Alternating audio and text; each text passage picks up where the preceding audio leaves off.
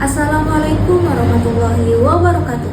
Halo Sobat Febi, pada kesempatan ini kita akan membahas tokoh ulama besar yang terkenal dengan ulama fikihnya, yaitu ulama Imam Hanafi.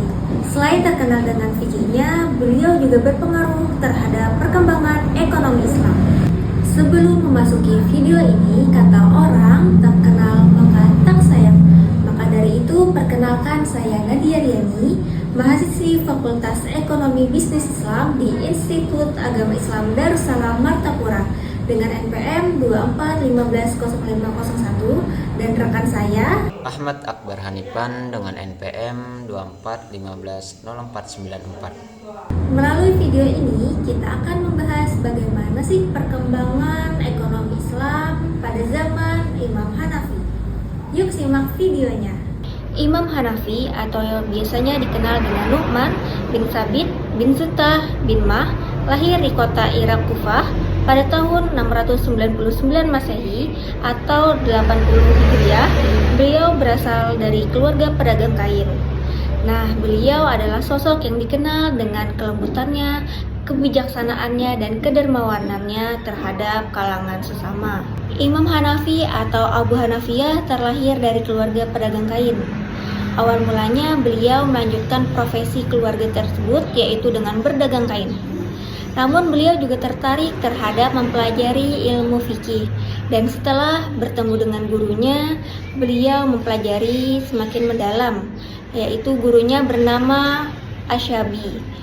Di bawah bimbingan gurunya, Imam Abu Hanafiyah mengemban ilmu pendekatan fikih secara rasionalis menggunakan logika, kias. Hal ini menjadi salah satu dasar dari mazhab Imam Hanafi. Selanjutnya kita memasuki materi pemikiran ekonomi Islam mazhab Imam Hanafi. Imam Hanafi atau Imam Abu Hanifah tidak memiliki gagasan khusus terhadap ekonomi, namun beliau memiliki banyak konsep dan pendapat mengenai ekonomi yang terdapat dalam akar-akar muamalat. Adapun beberapa pemikiran Imam Abu Hanifah terhadap akad muamalat yakni ada dua. Yang pertama akad salam dan yang kedua akad hawalah. Yang pertama akad salam. Akad salam merupakan transaksi antara penjual dan pembeli yang sepaham jika barang yang dibeli dikirimkan setelah dibayar secara tunai pada saat transaksi disepakati. Selanjutnya ada akad yang kedua yaitu akad hawalah. Akad hawalah yakni pengalihan hutang dari satu orang kepada orang lain. Contohnya si A memiliki hutang kepada si B, kemudian si B memiliki hutang kepada si C.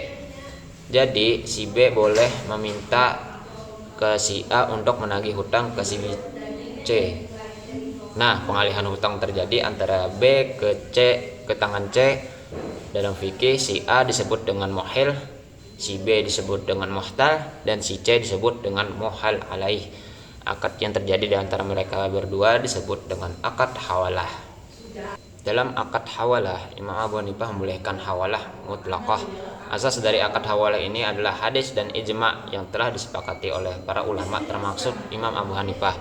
Hadis yang diriwayatkan oleh muttafaqun alaih dari Abu Hurairah berkata Rasulullah SAW bersabda, menunda membayar hutang bagi orang yang kaya adalah suatu kezaliman, dan jika dialihkan dari kamu kepada orang yang kaya maka ia harus menerima penyerahan itu. Ada beberapa poin utama pemikiran ekonomi Islam mazhab Imam Hanafi. Yang pertama ada murabbahah. Selama transaksi dilakukan dengan transparansi, penjual dapat menambahkan margin keuntungan pada harga pembeli. Yang kedua ada zakat madu. Imam Abu Hanifah berpendapat bahwa zakat juga harus dikeluarkan dari madu dengan ketentuan bahwa tidak ada nisab pada zakat madu tersebut. Yang ketiga ada muzara'ah. Beliau juga mengembangkan konsep akad muzara'ah, yaitu perjanjian bagi hasil antara pemilik tanah dan petani, yaitu 11-12. Yang keempat ada prinsip keadilan dalam transaksi ekonomi.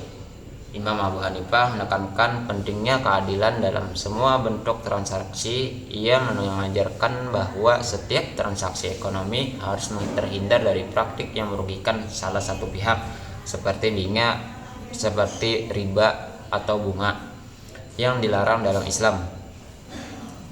Yang kelima, konsep kepemilikan dan pengelola sumber daya. Dalam pandangan beliau, segala bentuk kekayaan pada dasarnya adalah milik Allah Subhanahu wa taala dan manusia hanya diberikan hak untuk mengelola dengan prinsip amanah. Oleh karena itu, aktivitas ekonomi dalam Islam harus dilandaskan pada tanggung jawab sosial dan kesejahteraan umat. Yang keenam adalah peran negara dalam ekonomi. Meskipun Abu Hanifah tidak membahas ekonomi secara rinci, dalam konteks negara, beliau menekankan pentingnya peran pemerintah dalam memastikan kesejahteraan sosial dan ekonomi. Nah, meskipun pemikiran Abu Hanifah tidak secara eksplisit membahas teori ekonomi, prinsip-prinsip yang diajarkan dalam mazhab Hanafi memberikan dasar bagi penerapan sistem ekonomi Islam yang adil. Mazhab Hanafi memberikan fleksibel dalam pengambilan keputusan hukum yang sangat relevan dalam mengatasi tantangan ekonomi yang terus berkembang. Pemikiran Abu Hanifah telah dibentuk dasar hukum Islam yang sangat penting. Mazhab Imam Hanafi dikenal karena kemampuannya untuk menyesuaikan diri dengan perubahan zaman sambil mempertahankan prinsip-prinsip dasar Islam.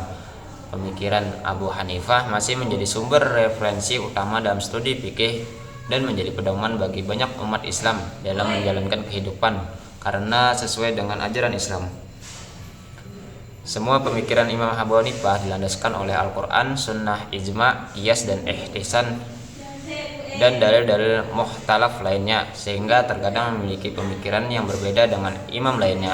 Pemikiran-pemikiran Imam Abu Hanifah masih bisa kita gunakan hingga saat ini karena memberikan pemikirannya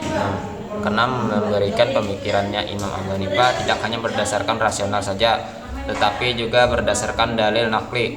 Namun alangkah baiknya jika kita menghindari ikhtilaf ulama dengan cara menjalankan yang wajib dan menjauhi yang haram. Demikian kisah singkat tentang perjalanan ekonomi Imam Hanafi. Semoga kisah ini dapat menjadi inspirasi bagi kita semua untuk menjalankan aktivitas ekonomi dengan cara yang jujur, adil, dan penuh tanggung jawab. Assalamualaikum warahmatullahi wabarakatuh.